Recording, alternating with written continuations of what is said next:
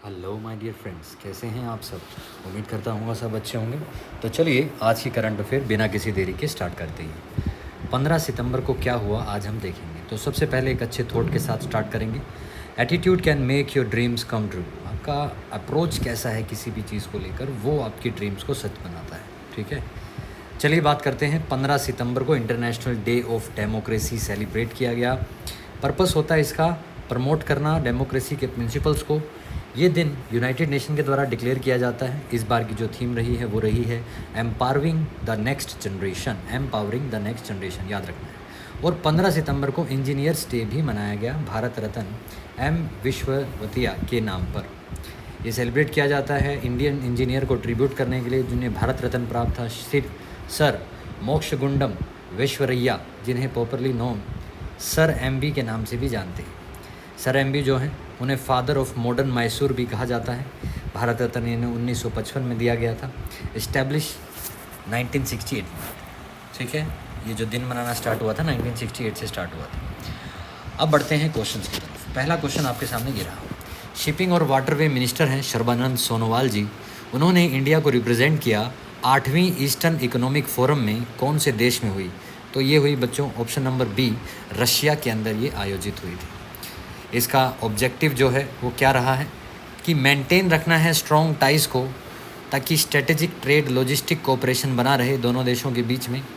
और eastern maritime corridor जो है वो एम करता है कार्गो ट्रांजिट, जो ये मालवाहक जहाज़ होते हैं दो नेशंस के बीच में जाते हैं, इनके रिडक्शन को बढ़ाता है। 4th G20 sustainable finance working group की मीटिंग कहाँ पर हुई। तो ऑप्शन नंबर ए वाराणसी में हुई, ये आपको याद रखना है, ऑप्शन नंबर ए। G20 के जो सेलेक्टेड मेंबर्स हैं और इंटरनेशनल ऑर्गेनाइजेशन हैं, उन्होंने प्रेजेंट किया प्रोग्रेस को।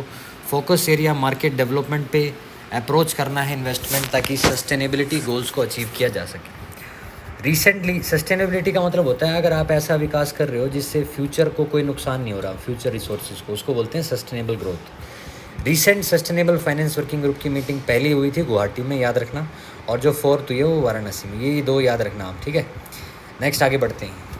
कौन सी कंपनी है जिसने MOU साइन किया है नायरा एनर्जी के साथ, ताकि अपॉर्चुनिटीज़ जो हैं ग्रीन हाइड्रोजन और ग्रीन एनर्जी को लेकर उनको एक्सप्लोर किया जा सके। तो इसका राइट आंसर हो जाएगा NTPC green energy.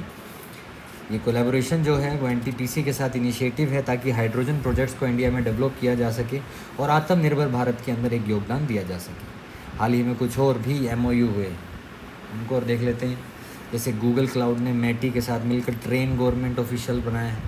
Indian post ने शिप रॉकेट के साथ मिलकर ई-कॉमर्स एक्सपोर्ट बनाया है।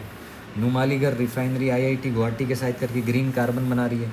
नीति आयोग और UNDP फास्ट ट्रैकिंग SDG बना रहे हैं, सस्टेनेबल डेवलपमेंट गोल्स होते हैं। तो ये हाल ही के पिछले कुछ दिनों मतलब हफ्तों के थे, जो आपको मैंने रिवाइज करने के लिए डाल दिए। अगला क्वेश्चन है, वाइस प्रेसिडेंट जगदीप धनखड़ जो हैं उन्होंने इनॉग्रेट किया है इंटरनेशनल कॉन्फ्रेंस डैम सेफ्टी को लेकर किस सिटी में।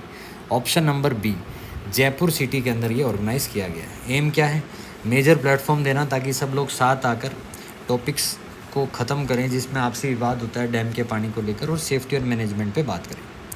अगला क्वेश्चन है, किसने रिसेंटली लॉन्च किया है आयुष्मान भव कैंपेन अचीव करने के लिए यूनिवर्सल हेल्थ कवरेज और हेल्थ केयर फॉर ऑल। तो ये लॉन्च किया है श्रीमती द्रौपदी मुर्मू जी ने, जो हमारे देश की माननीय राष्ट्रपति हैं। उन्होंने ये लॉन्च किया है union health and family welfare ministry के अंतर्गत वीडियो कॉन्फ्रेंसिंग के जरिए राजभवन से गांधीनगर के अंदर। ठीक है, अगला क्वेश्चन पे बात करें। कौन सी स्टेट गवर्नमेंट है जिसने रिसेंटली अप्रूव किया है 9 इंडस्ट्रियल प्रोजेक्ट्स बनाने के लिए, जिनकी टोटल अमाउंट 1,01,804 करोड़ रुपए है। तो ये उड़ीसा जी के हैं, ये नवीन पटनायक जी आपको दिख रहे होंगे, वहाँ के माननीय CM हैं। ये जो प्रोजेक्ट होगा ये 28,000 एम्प्लॉयमेंट जनरेट करेगा। ये जो प्रोजेक्ट सेटअप किए जाएंगे ये इन डिस्ट्रिक्ट के अंदर किए जाएंगे। इतना आपको याद रखना है, इतना का इन्वेस्टमेंट उड़ीसा के अंदर किया गया है। उड़ीसा की बात करें तो एस्टेब्लिशमेंट 1936, भुवनेश्वर कैपिटल, नवीन पटनायक CM, गणेशी लाल यहाँ के गवर्नर हैं। Lok Sabha seat 21, Rajya Sabha seat 10, assembly seat 147। ठीक है, चिल्का और हीराकुंड डैम आपको पता ही है। सन टेम्पल यहाँ पे टेम्पल है, ब्लैक पकोड़ा कहते हैं उसको। अगला क्वेश्चन है, कौन सी स्टेट गवर्नमेंट है जिसने सरपंच संवाद मोबाइल ऐप लॉन्च की है सितंबर 2023 में। तो इसका राइट आंसर हो जाएगा option number B, Assam. Assam ने की गई। इस इनिशिएटिव के जरिए सरपंच जो हैं वो डेवलपमेंट एक्टिविटीज़ पे नज़र रख सकते हैं गांव में, और बेस्ट प्रैक्टिस क्या हो सकती है, क्या चीज़ वो बेस्ट यूज़ कर सकते हैं गांव में, वो सब उन्हें यहीं से पता चलेगा, क्योंकि पूरे वर्ल्ड इंडिया में जो बेस्ट हो रहा है वो उस ऐप के अंदर रखा जाएगा। ठीक है।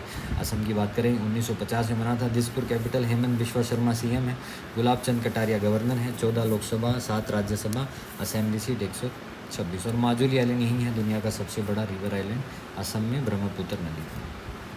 अगला क्वेश्चन है, किसे अपॉइंट किया गया है इंडिया का नेक्स्ट हाई कमिश्नर ऑस्ट्रेलिया में सितंबर 2023? तो गोपाल भागले जो हैं IFS इंडियन फॉरेस्ट अफसर 1992 बैच के, उनको अपॉइंट किया गया है। वहीं इसमें ऑप्शन नंबर डी जो है मदन लाल रायगर, इनको रिपब्लिक ऑफ कॉन्गो में हाई कमिश्नर अपॉइंट किया गया, ऑप्शन नंबर डी को। इसमें ऑप्शन हो जाएगा गोपाल भागले ऑस्ट्रेलिया में। ठीक है। नेक्स्ट हम बात करते हैं, अगला क्वेश्चन है, who has been appointed as director of finance and solar energy corporation of India? तो ये जोशित रंजन सिकदर को बनाया गया है SECI, solar energy corporation of India का। हाल ही की कुछ और अपॉइंटमेंट भी देखो, टाटा स्टील के CEO TV नरेंद्रम, जो पिछले परसों ही कराया था मैंने। ठीक है। सेंट्रल रेलवे के श्याम सुंदर Gupta chief operation, department telecommunication के नीरज मित्तल, और सेक्रेटरी मिनिस्ट्री ऑफ इलेक्ट्रॉनिक्स के S कृष्णन। अगला है, कौन सा रेलवे स्टेशन है जिसे अवार्ड किया गया है ग्रीन रेलवे स्टेशन के साथ? तो ऑप्शन नंबर डी, विजयवाड़ा जो है उसको बताया गया है ग्रीन रेलवे स्टेशन का सर्टिफिकेट। ठीक है। विजयवाड़ा रेलवे स्टेशन अवार्ड किया गया है ग्रीन रेलवे स्टेशन सर्टिफिकेट के साथ। हाईएस्ट रेटिंग, प्लेटिनम रेटिंग मिली है इसको इंडियन ग्रीन बिल्डिंग काउंसिल के तहत। इको फ्रेंडली रेलवे स्टेशन है। कुछ और अवार्ड, AM गोखले अवार्ड मिला है ऑप्थोलॉजिस्ट संजय कुमार को, पिछले हफ्ते के ही। शांति स्वरूप अवार्ड 12 साइंटिस्ट को दिया जाएगा, ये हम बात कर चुके थे, ये रिवीजन के लिए मैंने यहाँ पे डाल दिया। अगला क्वेश्चन है, कौन सा एडिशन है सुब्रोतो कप का जो दिल्ली में हेल्ड होगा, गुड़गांव में हेल्ड होगा? तो 62nd एडिशन है, option number B. Total 109 country आएंगी, 27 राज्यों से, यूनियन टेरिटरी से। 17 जूनियर बॉयज़ गर्ल्स अंडर 17 का है ये, दिल्ली गुड़गांव में होगा। अंडर 14 सब जूनियर बॉयज़ कंपटीशन बेंगलोर में हुआ था, ये भी याद रखना, ये दिल्ली गुड़गांव में होगा। इसके अंदर बांग्लादेश और नेपाल की टीम भी आएंगी, ये भी आपको याद रखना है। ये जो टूर्नामेंट है वो एयर मार्शल सुब्रतो मुखर्जी के नाम पे रखा जाता है, जिन्होंने स्पोर्ट्स को प्रमोट किया था ग्राउंड लेवल पर। एनुअल इवेंट है जो 1960 से स्टार्ट हो रखा है। अब आते हैं आज के स्टैटिक क्वेश्चंस पे। चलिए, पहला question, date on which day and night are equal? Day और नाइट इक्वल होते हैं इक्विनॉक्स पे। इक्विनॉक्स का मतलब होता है जब सन इक्वेटर के ऊपर होता है, वो दो बार होता है साल में, 21 मार्च और 23 सितंबर को। ठीक है। स्प्रिंग इक्विनॉक्स और ऑटम इक्विनॉक्स इसको बोलते हैं। अगला है, आर्य समाज के फाउंडर कौन थे? स्वामी दयानंद सरस्वती आर्य समाज के फाउंडर थे, ये आपको याद रखना है, 1875। कौन सा इनमें से फॉलोइंग पेयर है जो करेक्ट है? देखो भाई, पहला तो इनकरेक्ट है। कथक कहाँ पर होता है? यूपी में होता है। कुचिपुड़ी आंध्र प्रदेश में होता है। उड़ीसी उड़ीसा में होता है। कथकली केरल में होता है। बिल्कुल सही जवाब है, ऑप्शन नंबर डी इसका करेक्ट हो जाएगा। वंदे मातरम सॉन्ग जो है वो कहाँ से लिया गया है? तो वंदे मातरम सॉन्ग आपका कहाँ से लिया गया है? ये आनंद मठ से लिया गया, ऑप्शन नंबर सी इसका करेक्ट हो जाएगा। अगला क्वेश्चन आपको कमेंट सेक्शन में लिख के बताना है, इनमें से कौन सा जो है वो कालिदास की रचना नहीं है। इनमें से कौन सी किताब कालिदास की रचना नहीं है? कदम्बरी, मेघदूत, शकुंतला, रघुवंशम। देखते हैं कितने लोग कमेंट में उत्तर देते हैं। इतना ही था दोस्तों आज की क्लास में। करंट और स्टैटिक दोनों क्वेश्चन हो गए हैं। उम्मीद करता हूँ आपको क्लास अच्छी लगी होगी। अच्छी लगी है तो वीडियो को लाइक कीजिए, चैनल पर पहली बार आएँ तो सब्सक्राइब कीजिए। मिलते हैं दोस्तों अगली वीडियो में, तब तक के लिए हंसते रहिए, मुस्कुराते रहिए। Bye bye.